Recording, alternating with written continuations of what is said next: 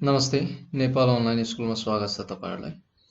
आज फेरि मैले कक्षा 6 को विज्ञान तथा वातावरण शिक्षा भन्ने विषयको अर्को एकाइ 2 बल र गति, जसलाई हामी अङ्ग्रेजीमा फोर्स एन्ड मोसन भनेर भन्छौँ, यो एकाइ लिएर तपाईँहरूलाई यसको बारेमा पढाउन गइराखेको छु। र यो सुरु गर्नुभन्दा पहिला म तपाईँहरूलाई फेरि एकचोटि भनिहाल्छु, यो हाम्रो नम्बर नेपाल अनलाइन स्कुलको कन्ट्याक्ट नम्बर हो र तपाईँहरूलाई जस्तोसुकै पढाइ सम्बन्धी समस्याहरू केही छ भने तपाईँहरूले हामीलाई यो आफ्नो समस्याहरू राखिदिन सक्नुहुन्छ। र आजको एकाइ 2 रहेको छ बल र गति, फोर्स एन्ड मोसन। बल भने के त?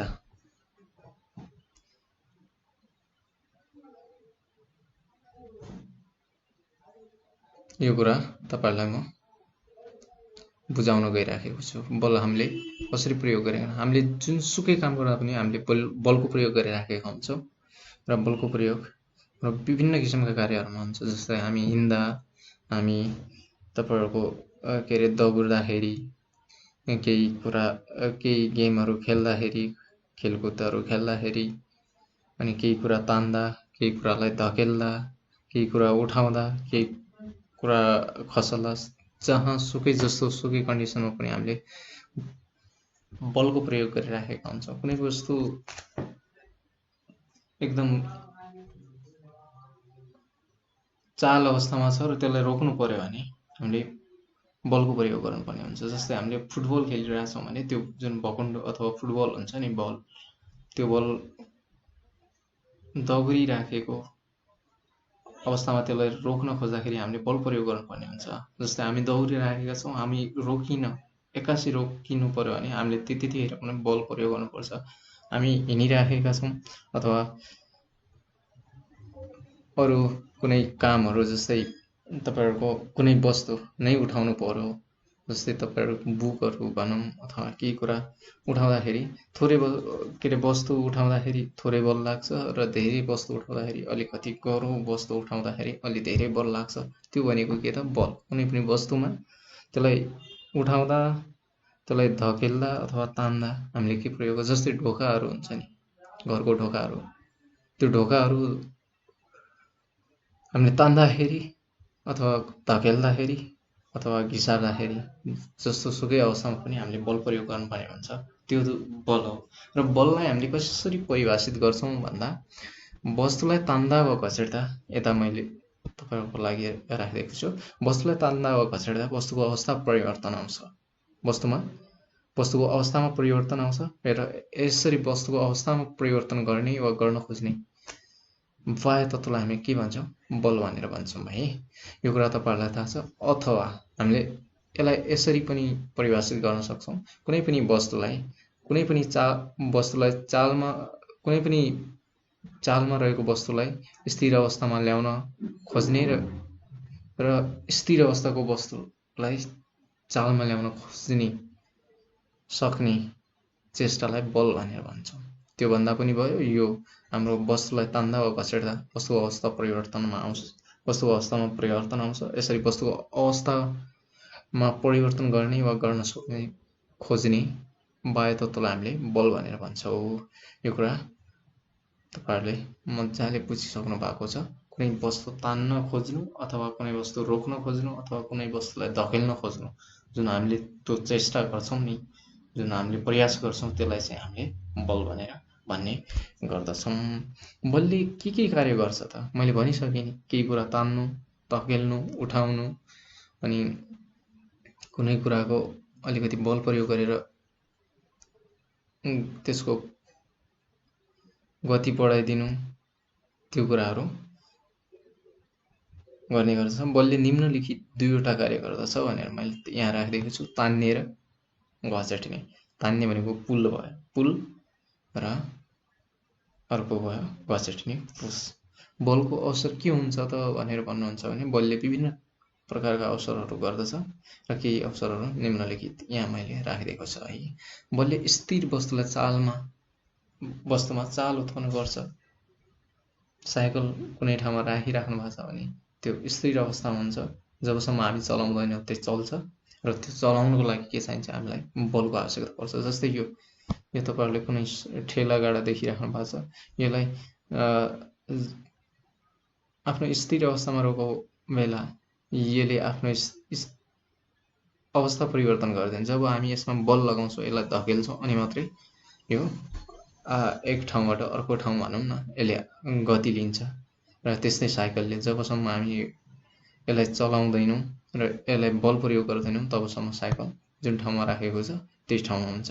र यो भयो बलले स्थिर वस्तुमा चाल उत्पन्न गर्छ भन्ने कुरा। अब त्यस्तै किसिमले यो चाहिँ माथि भयो है, यो ठेला गाडा भनेको यो ठेला गाडा धकेलेको र साइकल गुडाइरहेको यो भयो। र अर्को छ बलले चालमा रहेको वस्तु रोक्छ। कुनै वस्तु मैले अघि तपाईँहरूलाई भने फुटबल अथवा कुनै क्रिकेटहरू खेल्नुहुन्छ भने त्यो जुन बल आउँछ नि, बल आउँदाखेरि हामीले त्यो बललाई रोक्न खोज्दाखेरि हामीले के गर्छौँ? बल प्रयोग गर्छौँ त। त्यो बल प्रयोग नगरिकन त हामी त्यो रोक्न सक्दैनौँ। कुनै आइराखेको वस्तुलाई हामीले रोक्नु पर्यो भने त्यसलाई बल प्रयोग गर्नुपर्ने हुन्छ र त्यहाँनिर बलको प्रयोग असरले गर्दा हामी त्यो रोक्न सफल हुन्छौँ। त्यस्तै किसिमले अर्को छ बलले वस्तुमा प्रवेग उत्पन्न गर्छ भन्छ।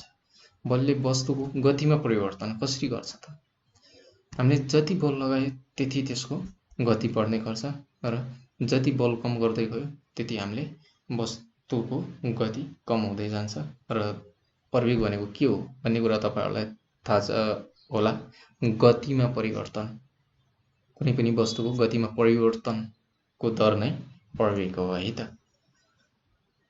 अनि त्यस्तै किसिमले अर्को रहेको छ बलले वस्तुको आकार परिवर्तन गर्छ। अब आकार कसरी परिवर्तन गर्छ त? त्यो कुरा तपाईँहरूले देखिसक्नु। जस्तै पेपर हुन्छ है, एउटा पेपर हुन्छ, पेपरको हेर्दाखेरि कुन हुन्छ आयताकार अथवा वर्गाकार जस्तो सुकै होस् होइन, त्यसलाई कुच्याएर हामीले च्याप्यौँ भने के हुन्छ एउटा डल्लो बनाउन सकिन्छ। त्यस्तै किसिमले कुनै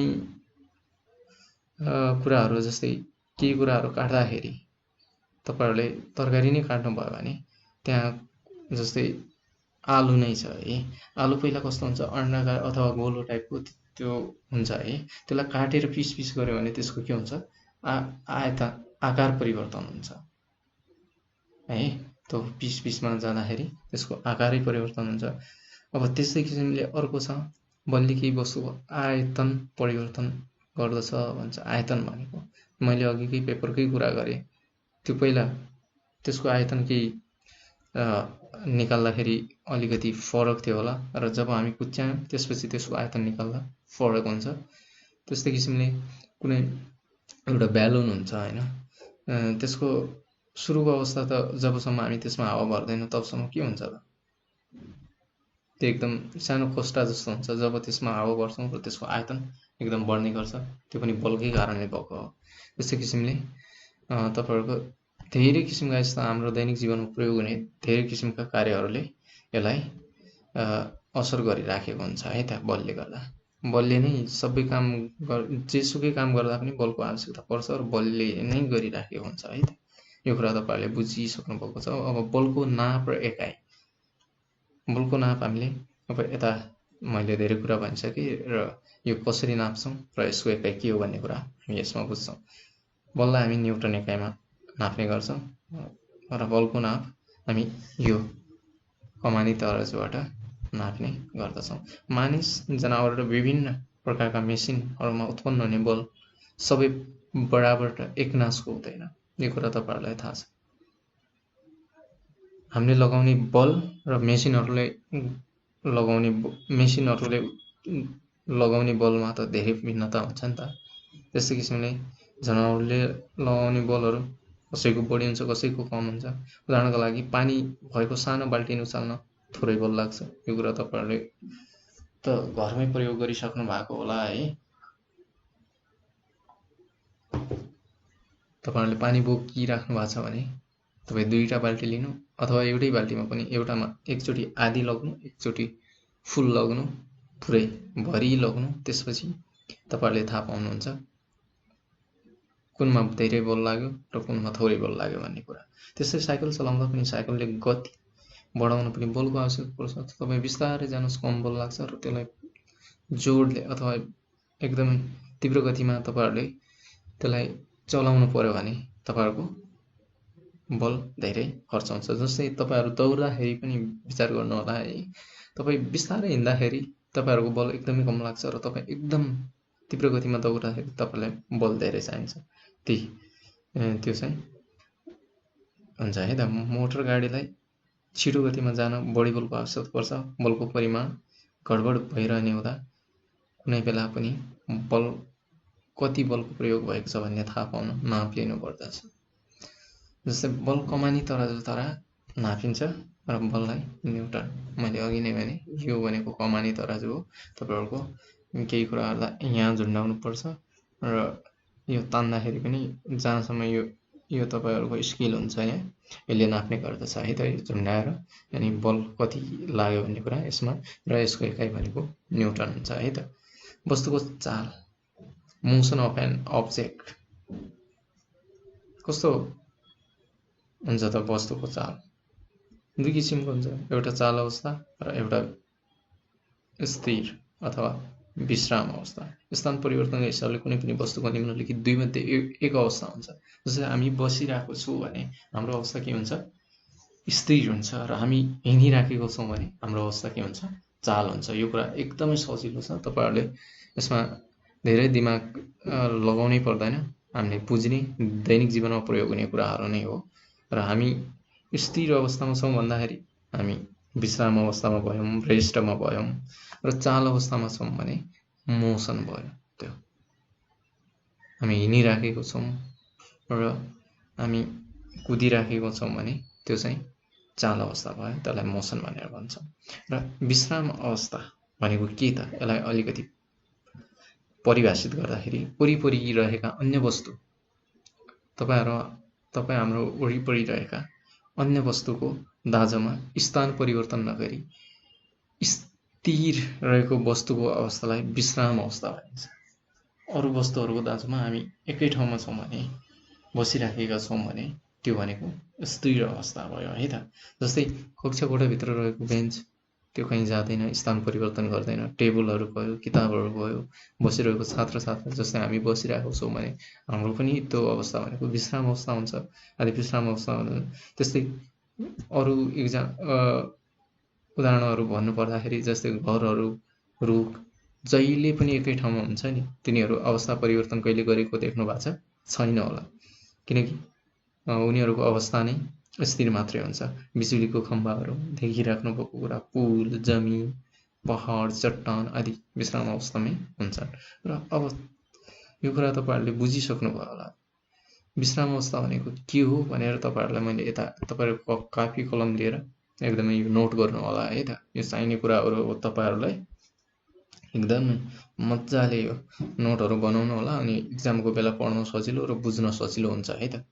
अब विश्राम अवस्था भनेको अन्य वस्तुको दाँजोमा हाम्रो स्थान परिवर्तन हुँदैन भने, अन्य वस्तुको दाँजो हाम्रो वरिपरि जस्तो वस्तुहरु छ तिनीहरुको दाँजोमा हामी जुन अवस्थामा छौं त्यही अवस्थामा छ भने त्यो भनेको विश्राम अवस्था। त्यो कुरा तपाईहरुलाई थाहा छ। यसको उदाहरणहरु मैले भनिसकेको छु। र अब आयो चाल अवस्था भनेको के त। वरिपरिको वस्तुको दाँजोमा आफ्नो स्थान परिवर्तन गर्नु भनेको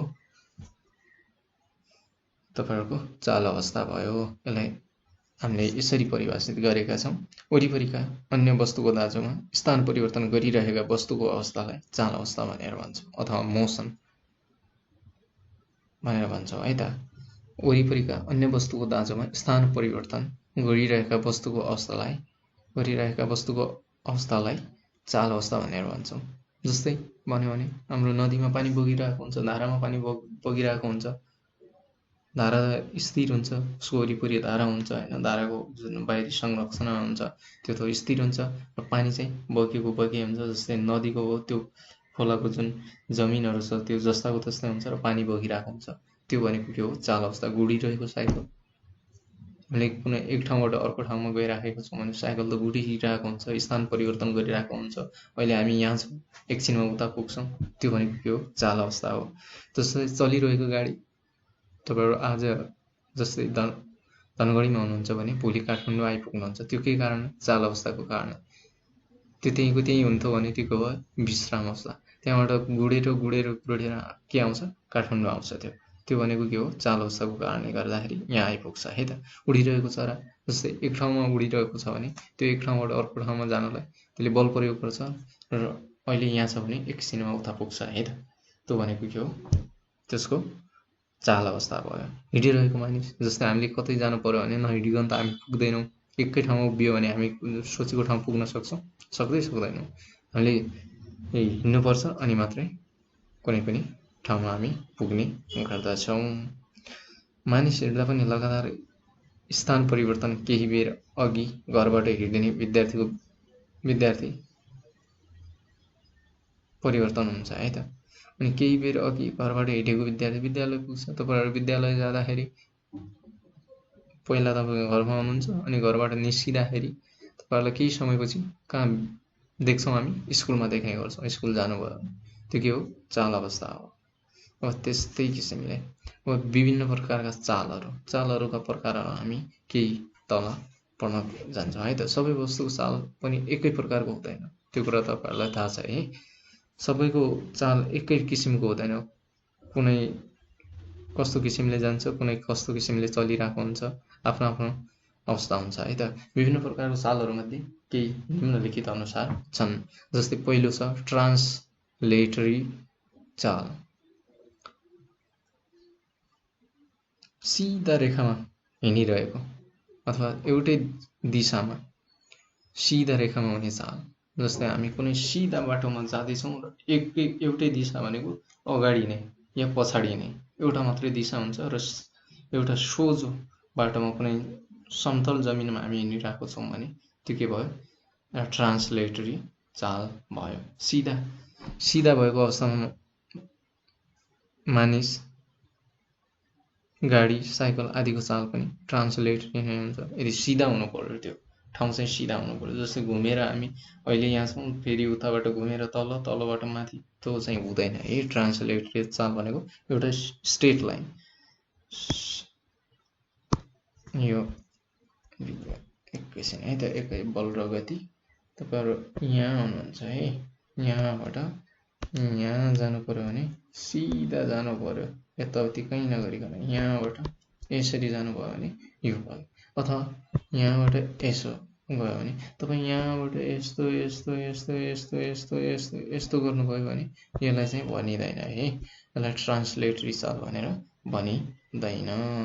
यसलाई मात्र तपाईँको सिधा रेखामा जानु पर्यो र एउटै दिशा हुनु पर्यो। यता गइराख्नु भएको छ भने यतै जानु पर्यो र तपाईँहरूले यताउति दायाँ बायाँ कतै जानु भएन, सिधा अगाडि जानु पर्यो र सिधा रेखामा जानु पर्यो। त्यो भनेको के हो, ट्रान्सलेटरी चाल भनेर भन्छौँ। अब तपाईँहरूले यो कुरा त बुझ्नुभयो। त्यसपछि एउटा सर्कुलर चाल भनेर छ। सर्कुलर चाल भनेको, सर्किल भनेको के त, एउटा वृत्त। तपाईँहरूलाई थाहा छ सर्किल भनेको के त?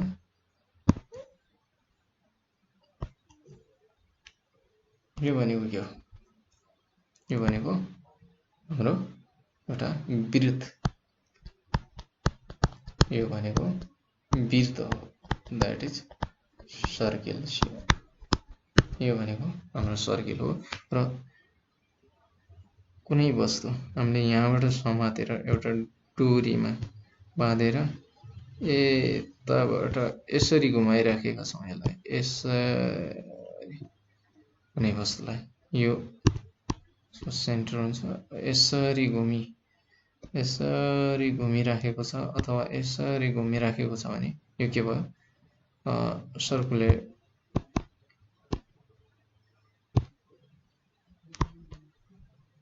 सर्कुलर यहाँबाट यदि हामीले समातेर घुमाउँदैछौँ भने कुनै वस्तु यसरी घुमाउने गर्छ नि त, त्यो हुँदाखेरि त्यो चाहिँ के भन्छ, त्यसको चाल चाहिँ एउटा जस्तै डोरीमा ढुङ्गा बाँधेर यसरी घुमाउँदाखेरि के हुन्छ, त्यो एउटा सर्किलमा घुम्छ, एउटा वृत्तमा घुमिरहेको हुन्छ। तपाईँहरूको एउटा वृत्तमा घुमिरहन्छ भने त्यसलाई के भन्छ हामी, सर्कुलर चाल। तपाईँलाई यता देखिएको छ है, यसमा देखाएको छ वृत्ताकार पथमा कुनै वस्तु घुमिरहनुलाई सर्कुलर चाल भनेर भन्छौँ।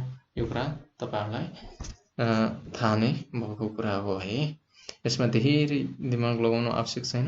एउटा वृत्ताकार बाटोमा घुमिरहन्छ कुनै वस्तु भने त्यसलाई हामीले सर्कुलर मोसन अथवा सर्कुलर चाल भनेर भन्छौँ। अब त्यसपछि अर्को छ ओसिलेटरी चाल अथवा ओसिलेटरी मोसन। र अग्लो स्थानबाट धागोमा झुन्ड्याएको वस्तु वा डल्लो केही परसम्म छोड्दा सोही बाटोमा ओहोर दोहोर गरिरहन्छ। यो भनेको के हो भने त्यसलाई ओहोर दोहोर गर्ने चाललाई नै ओसिलेटरी चाल भनेर भन्छ। एकैछिन यसलाई म तपाईहरुलाई बुझाइदिइहाल्छु। जस्तै एउटा यो लाइन भयो र यताबाट एउटा डोरी,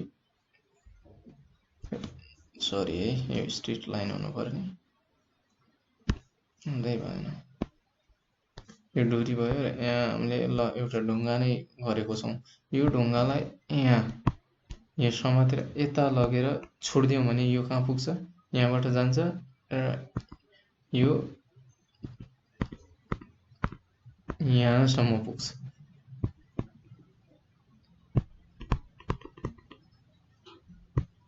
यहाँ हामीले यो यहाँ जान्छ, यो यहाँ जान्छ है त। एकैछिन तपाईहरुलाई म अलिकति राम्रो हिसाबले बुझाउँछु है त। पहिला यहाँ छ, यसलाई हामीले समातेर यहाँ पुर्यायौँ र छोडिदियौँ। यो एउटा हामीले रुखमा अथवा कुनै डन्डीमा यो झुन्डाको धागोमा ढुङ्गा बाँधेर राखेछौँ र यता लगेर हामीले छोडिदियौँ भने यो यहाँबाट कहाँ पुग्छ? यहाँ पुग्छ। र अनि यहाँ पुगेको वस्तु यहाँ अड्किन्छ त? कहिले पनि अड्किन्न। यहाँबाट फेरि कहाँ आउँछ? यहीँ आउँछ र बिस्तार बिस्तार बिस्तार बिस्तार बिस्तार बिस्तारै गर्दा गर्दा गर्दा अनि केही समयपछि मात्रै यो अवस्थामा आउँछ र यसलाई के भन्छ हामी? ओसिलेटरी, ओसिलेसन गर्ने। योबाट यहाँसम्म।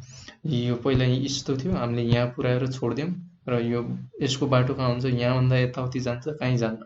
पहिला यो यहाँ लगेर हामीले छोड्यौँ र यहाँबाट सिधै यहाँ जान्छ, यहाँबाट फेरि यहीँ आउँछ, यहाँबाट फेरि यहीँ आउँछ। यो भनेको के त? Oscillatory motion.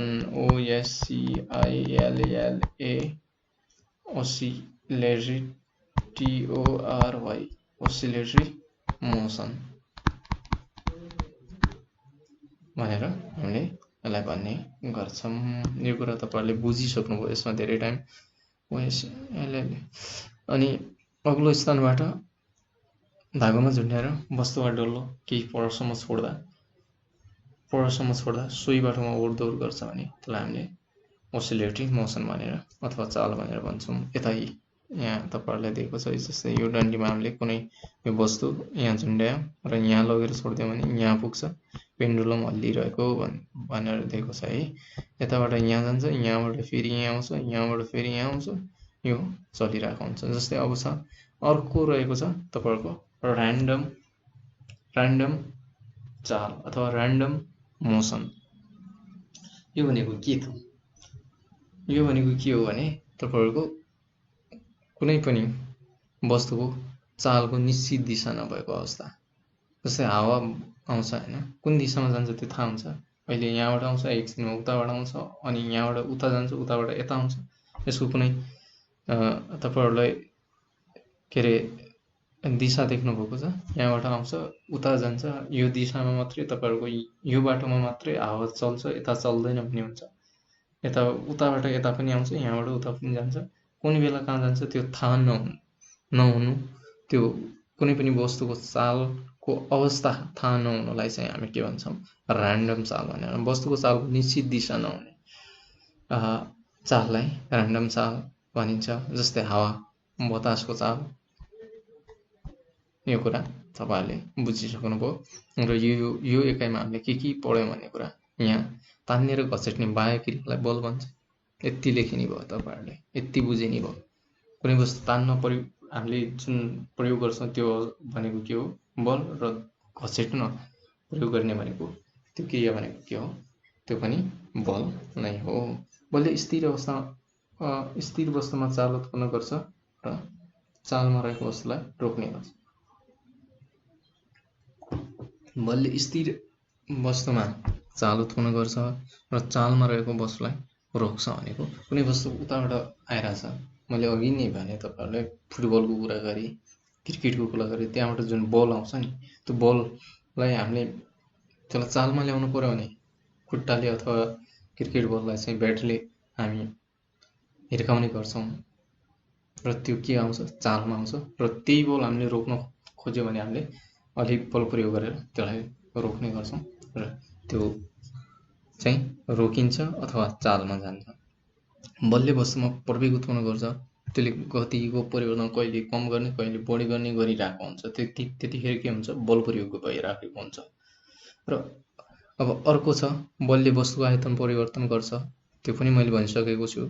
जस्तै अघि पेपरकै कुरा गरेँ, पेपर पहिला त्यो तपाईँहरूको आयताकार अथवा वर्गाकार आकारमा हुन्छ र त्यसलाई हामीले कुल्च्यायौँ अथवा हातमा कुच्यायौँ भने त्यो के हुन्छ, एउटा डल्लो जस्तो भन्छ र त्यसको आयतन पहिलाको भन्दा त्यतिखेर कम हुन सक्छ अथवा त्यसको आकार पनि परिवर्तन गर्छ। त्यसले बलले वस्तुको आकार परिवर्तन गर्छ। बललाई न्युटन इकाइमा नापिन्छ, त्यो कुरा पनि हामीलाई थाहा छ, त्यो पनि मैले भनिसकेको छु। र कुनै पनि वस्तु एक स्थानबाट अर्को स्थानमा परिवर्तन गर्दा त्यो वस्तु चालमा आउँछ। चाल अवस्था भनेको के त? चाल अवस्था भनेको के हो भनेर भन्नुहुन्छ भने अहिले हामी यहाँ छौँ र एकछिन हिँडेर कुनै अर्को ठाउँ जानु छ भने त्यतिखेर जुन हामी एक ठाउँबाट अर्को ठाउँमा जाँदाखेरि जुन स्थान परिवर्तन हुन्छ अथवा हामी जुन अवस्था परिवर्तन गर्छौँ त्यो अवस्थालाई के भन्छ, चाल अवस्था भनेर भन्छौँ। वस्तुमा चालका विभिन्न प्रकार हुन्छ, जस्तै ट्रान्सलेटरी चाल। ट्रान्सलेटरी के भनेको थियौँ हामीले, सिधा रेखामा एउटै दिशामा भएको चाललाई हामीले ट्रान्सलेटरी भन्छौँ। र सर्कुलर चाल, हामीले कुनै ढुङ्गा एउटा डोरीमा बाँधेर घुमायौँ भने त्यसलाई हामीले के भन्छौँ, सर्कुलर चाल भनेर भन्छौँ। त्यस्तै ओसिलेटरी के भनेको थियौँ, कुनै अग्लो स्थानमा केही वस्तुलाई डोरीमा झुन्डाएर हामीले के अरे अलि यता ल्याएर छोडिदियौँ भने त्यसले के गर्छ, त्यही बाटोमा यताउति गइरहेको हुन्छ, त्यो भनेको ओसिलेटरी। ऱ्यान्डम चाल भनेको कुनै पनि वस्तुको निश्चित दिशा नभएको अवस्थामा हुने चाललाई चाहिँ हामीले ऱ्यान्डम चाल भनेर भनेका थियौँ। र त्यो के थियो, बतास हावाको कुनै निश्चित दिशामा हुँदैन नि त, त्यो भयो। र आज हामीले पढ्यौँ बल र गति भन्ने, र यसमा धेरै गाह्रो केही पनि छैन। यसमा जे कुरा छ यो एकदमै मैले तपाईँहरूलाई काम लाग्ने हिसाबले बनाएर राखिदिएको छु र तपाईँहरूले एकदम ध्यान दिएर सुनिदिनु भयो।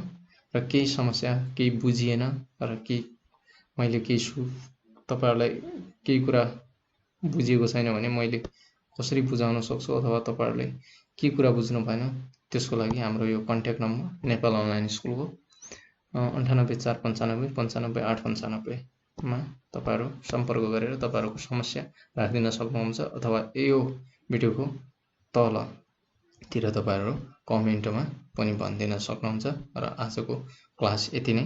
तपाईँहरूले अहिलेसम्म पढेर साथ दिनुभयो अथवा सुनेर साथ दिनुभयो, त्यसको लागि एकदम धन्यवाद। कुनै समस्या भए हामीलाई सम्पर्क गर्न एकदमै केही अप्ठ्यारो नमानिकन तपाईँहरू सम्पर्क गर्न सक्नुहुन्छ। धन्यवाद, नमस्कार।